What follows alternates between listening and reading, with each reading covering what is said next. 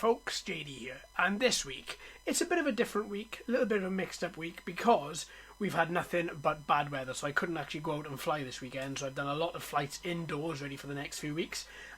So yeah, I'm using a lot of my backlog that we're going to see, so you're going to see some beautiful sunshine out there. That was not happening now.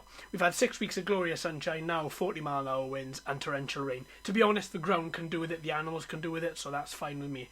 It is going to go back to having more sunshine a little bit later on. So this week, anyway, away from the weather forecast, we've got all of this.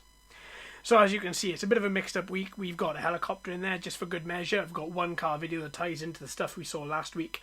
Then we're going to have a bit of a break from cars then, and we're just going to be mostly looking at quadcopters. I've done a couple of indoor flights, done a load of outdoor flights. I just want to see how these quadcopters fare in the outdoors with environmental factors and how they fare indoors without environmental factors. So thank you to everybody for such a great week last week. We had some great comments, some great interactions. Really, really was brilliant. Keep them coming, folks. Really keep them coming. I'm struggling a little bit to get on top of all the comments just because of my new job, but as you can see, I will get around to you, so don't think I'm ignoring you. Not for the chance, not at all. I will get around and end up communicating with all of you as well. So there we are, folks. I hope you all have a great week. Hope you all have a great rest of your day as well. Stay safe. I shall see you very, very soon. Until next time, my friends, happy flying.